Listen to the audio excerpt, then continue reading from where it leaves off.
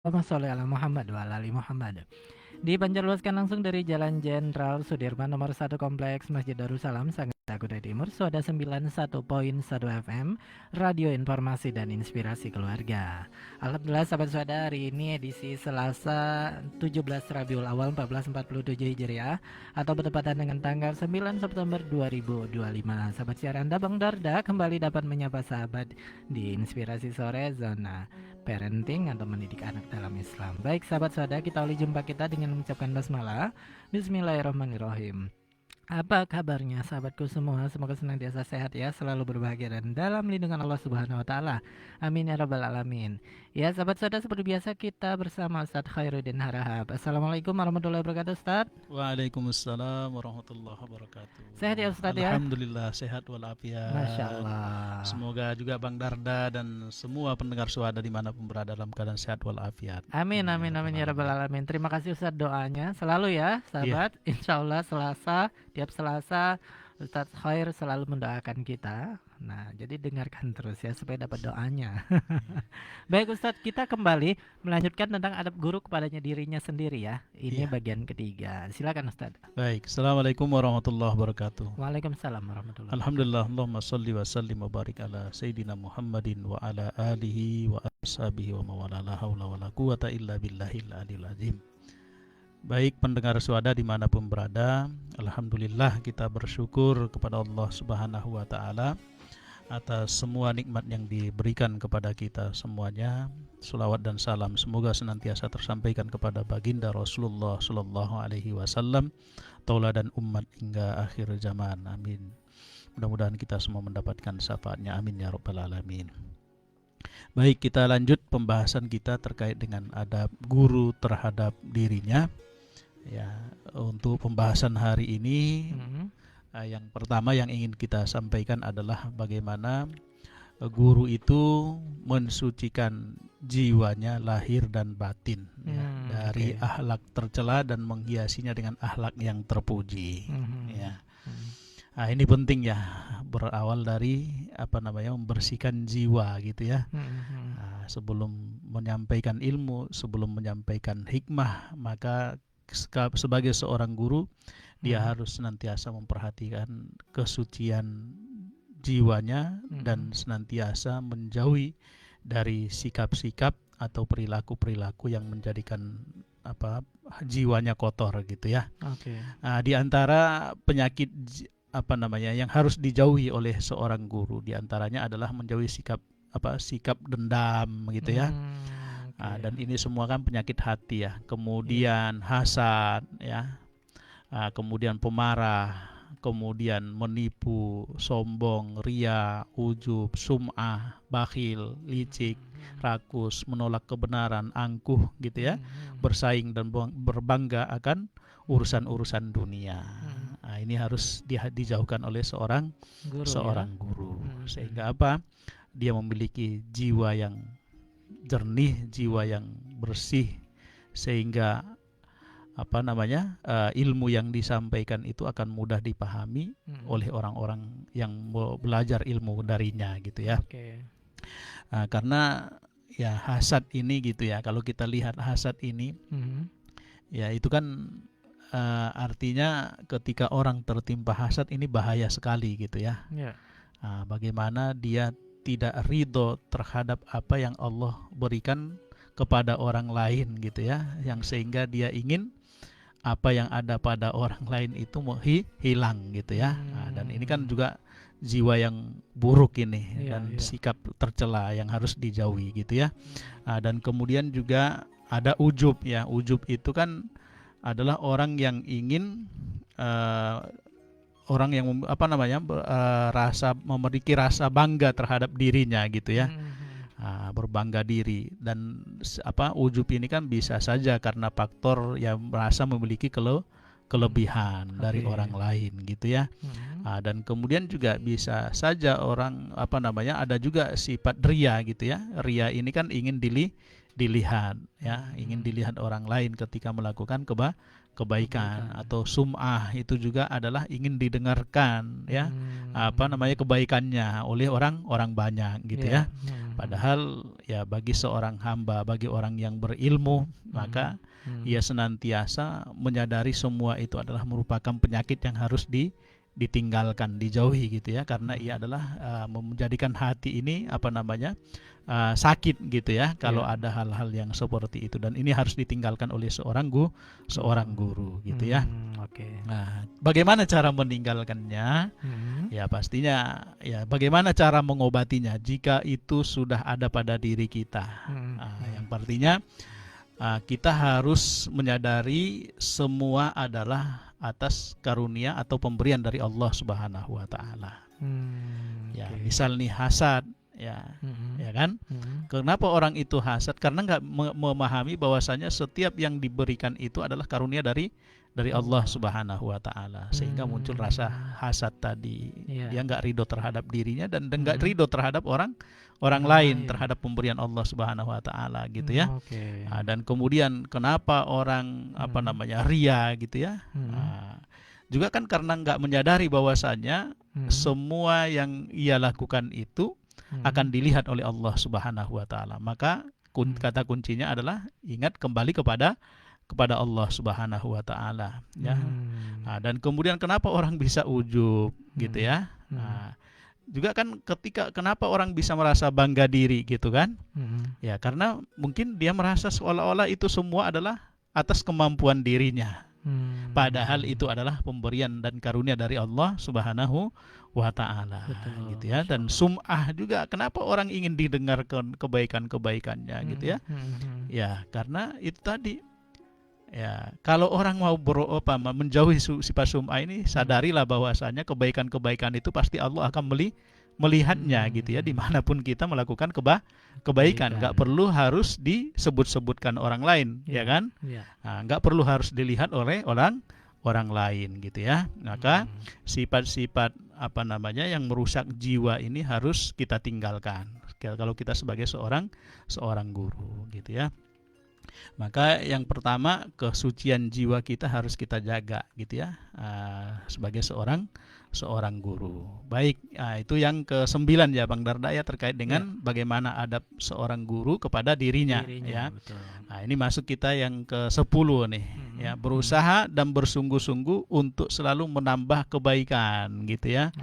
Al-ijtihad wal hirs 'alal azyad ya, menambah kebaikan-kebaikan. Ada waktu bagi orang yang berilmu, bagi orang alim ya, menggunakan waktu itu bagi dia adalah sangat amat penting. Pasti bagi orang alim itu ya, dia gunakan adalah waktunya untuk ilmu dan juga untuk amal seperti itu. Ya, dan perlu kita ketahui ya, waktu ini sangat amat penting sekali. Sampai kalau dalam Al-Qur'an itu kan, wal asri innal insana lafi khusri illal ladzina amanu wa amilus sholihat wa tawasau bil haqqi wa tawasau bis sabr. Bagaimana waktu ini adalah penentu kita gitu ya. Seperti apa kita mengisi kehidupan dunia itu, maka nanti akan kita panen juga hasilnya di akhirat kita seperti itu. Maka betapa pentingnya waktu ini. Dan waktu itu ya bagi orang yang orang yang berilmu, bagi seorang guru, maka tadi ia gunakan, ia habiskan waktunya adalah untuk ilmu dan amal ya. Dan kemudian dia akan meninggalkan waktu-waktu yang sia-sia gitu ya. Maka waktu yang dia gunakan diantaranya mungkin ya, selain untuk ilmu dan amal, ya dia gunakan waktunya juga untuk hal-hal yang pokok gitu ya. Seperti apa? Makan ya, minum, tidur, istirahat, memenuhi hak istri gitu ya, bagi yang sudah punya istri gitu ya, mencari nafkah ya kan, melayani tamu dan kebutuhan lainnya. Ya, dan dengan sebab ujur lainnya seperti sakit gitu ya. Nah, jadi orang yang berilmu itu, maka ia akan memanfaatkan waktunya dengan sebaik-baiknya, dengan hal-hal yang bermanfaat gitu ya. Maka perlu kita ketahui, ada dalam sebuah ungkapan begini ya, al-waktu anfas la ta'ud ya. Waktu itu adalah bagaikan nafas yang tidak akan kembali gitu ya. Ketika kita bernapas, apakah kembali napas yang telah kita hembuskan tadi, tidak kan? Mhm. Nah, jadi seperti itulah waktu itu, dan dia akan terus berlalu. Maka bagi orang yang berilmu, maka ia akan memahami betapa pentingnya makna daripada waktu Oke. itu, gitu ya. Mhm. Maka Ibnu Mas'ud pernah berkata begini, "Ma nadimtu alayya syai'un nadami ala yaumin gharabat syamsu naqasa fihi ajali walam yajid fihi amali." Ya, tidak tidak ya, tiada yang pernah kusesali selain keadaan ketika matahari tenggelam ajalku berkurang namun amalku tidak bertambah. Mhm. Nah, ini kata Ibnu Mas'ud, ya. Mhm. Tiada yang pernah kusesali selain keadaan ketika matahari tenggelam ajalku berkurang namun amalku tidak bertambah. Masya Allah. Nah, maka sibukkanlah waktu bagi seorang alim itu, maka dia menggunakan waktunya untuk ilmu dan amal tadi, dan kecuali waktu-waktu yang memang yang untuk pokok, ya, untuk memenuhi kebutuhan hajatnya, gitu ya. Dan kemudian Yahya bin Abi Katsir berkata, ya, la yustata'u al-ilmu birohatil jismi. Ya. Kenapa pentingnya waktu itu untuk belajar, gitu ya. Dan kemudian waktu itu butuh banyak waktu yang panjang untuk belajar. Karena apa? Karena di sini Yahya bin Abi Katsir berkata, ilmu tidak didapat dengan bersantai, gitu ya. Jadi butuh perjuangan, gitu ya. Dan kalau sudah berjuang, artinya kita butuh waktu. Ya, bahkan ya kita bukan hanya waktu, juga butuh biaya, gitu ya. Karena dalam melakukan satu perjalanan untuk ke majelis ilmu itu kan ada yang harus kita keluarkan. Selain tenaga, selain waktu, ya juga ada biaya. Maka ilmu kalau nasihat ya dari Imam Syafi'i itu kan yang sering kita dengar, gitu ya. Kamu tidak akan mendapatkan ilmu kecuali dengan 6 hal, gitu ya. Ahilan tanalal ilma illa bisittatin sa'umbika antapsiliha bibayanin dakaun, orang yang memiliki kecerdasan.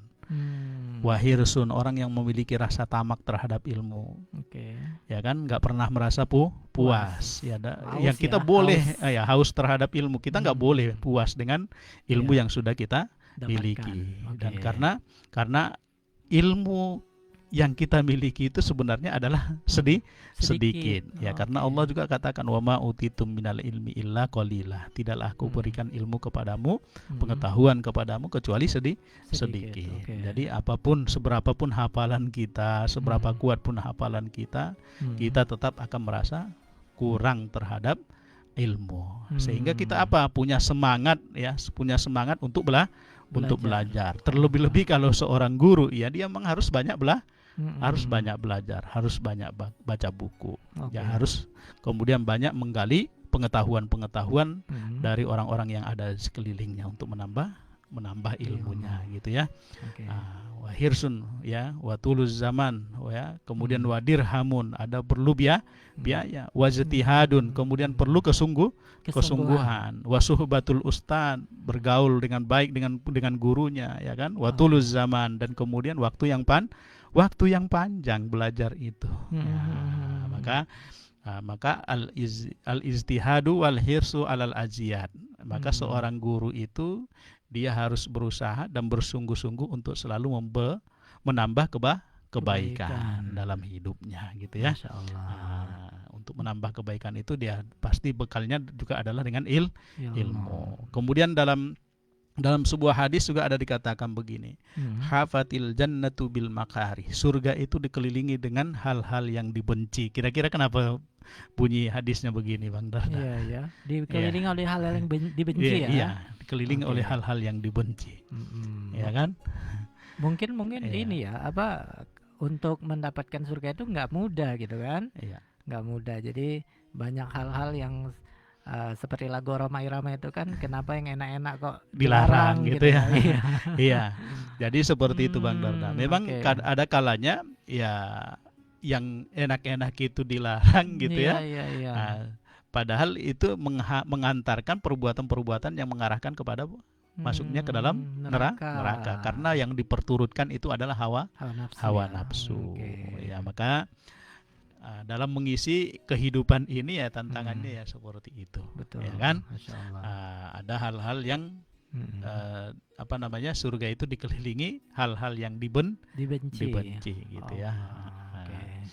Jadi sama juga ada pepatah begini, dalam sebuah pepatah dikatakan wala budda dunas syahad min ibra'in nahal. Siapa ingin memanen madu, ya kan, harus bersiap-siap di sengat lebah. Kalau mau memanen madu, harus siap-siap di sengat lebah. Artinya apa? Pelajarannya di sini, ya kan? Pelajarannya di sini untuk mendapatkan sesuatu itu butuh perjuangan, butuh pengorbanan, gitu ya. Maka nilai-nilai ini harus dimiliki oleh seorang guru, gitu ya. Bagaimana dia bersungguh-sungguh, ya, berusaha untuk selalu menambah kebaikan-kebaikan dalam kehidupannya, gitu ya. Mudah-mudahan kita termotivasi ya untuk senantiasa melakukan kebaikan-kebaikan seperti itu. Masya Allah. Kemudian yang ke-11 ini Bang Darda ya, bagaimana guru memperlakukan dirinya ya, tidak gengsi mengambil ilmu dari orang yang lebih rendah dari dirinya. Ini nih susah nih. Ya, maksudnya rendah dari dirinya ini bisa secara nasab ya. Iya. Secara keturunan kan. Ya, kemudian bisa secara kedudukan, jabatan gitu ya. Atau jadi, umur juga bisa. Bisa dari sisi usia juga bisa gitu ya. Jadi orang yang seorang guru itu dia tidak gengsi mengambil ilmu itu dari siapa saja. Ya, tidak melihat ini dari siapa gitu kan. Maka ada dalam sebuah pepatah juga begini, unjur makola wadatanjur mangkola. Ya kan? Lihatlah apa yang dikatakan, jangan lihat kepada siapa yang berkata. Masya Allah. Ya, tapi memang kadang-kadang di tengah-tengah masyarakat kita ya mungkin ada sebagian ya, sebagian kecil yang mungkin kalau belajar itu harus kepada yang sudah usianya tua gitu ya, atau yang punya jabatannya atau kedudukannya bagus, tinggi gitu ya, atau ada yang juga kalau mau belajar, kalau yang nasabnya itu adalah baik, bagus gitu ya, baru dia mau mengambil ilmu dari orang itu gitu ya, kan dengan nasab-nasab tertentu. Kalau yang bukan nasabnya dari turunan itu ya ulama itu saya nggak mau belajar gitu kan. Padahal tidak seperti itu ukuran dari belajar itu ya. Dari orang yang seorang guru itu tidak gengsi mengambil ilmu dari siapa saja gitu ya. Jadi Said bin Jubair juga pernah berkata ya, seseorang akan senantiasa berpredikat alim selama dia masih mau belajar. Ya kan? Ketika orang sudah nggak mau belajar, berarti predikat alimnya sudah hilang gitu ya. Maka apabila ia sudah tidak mau belajar lagi dan merasa dirinya telah cukup, sungguh dia adalah orang yang paling bodoh. Jadi makanya belajar ini harus kita benar-benar gitu ya, dan tidak melihat misal nih anak baru kemarin gitu ya, taunya apa gitu ya. Kemudian saya ini loh udah usianya lebih tua. Kemudian saya sudah lebih duluan hidup, lebih panjang hidupnya, pengalamannya banyak gitu ya. Makan asam garam. Iya. Jadi ini kan sesuatu yang menutup diri ya terhadap pengetahuan terhadap ilmu gitu ya. Tidak mestinya seorang alim itu tidak seperti itu. Kadang-kadang kan gini, siapa ustadznya?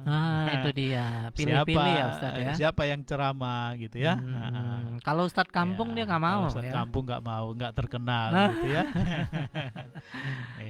Masya Allah. Jadi seperti itu. Jadi jangan kita batasi ya, jangan kita batasi yang dengan siapa kita belajar. Siapa kita belajar. Tapi memang ya belajar itu juga harus melihat kepada track recordnya ya. Ilmu yang disampaikan juga gitu ya. Benar atau salah gitu ya. Betul. Menyesatkan atau tidak gitu ya. Jadi itu penting juga bagi kita tentunya. Iya. Memilih guru itu penting gitu ya. Jadi untuk bisa tahu gitu memang harus banyak belajar ya Iya. Ustadz ya. Iya, harus banyak belajar. Kemudian Al-Humaidi ya, murid Imam Syafi'i ya. Aku pernah menyertai Imam Syafi'i ya.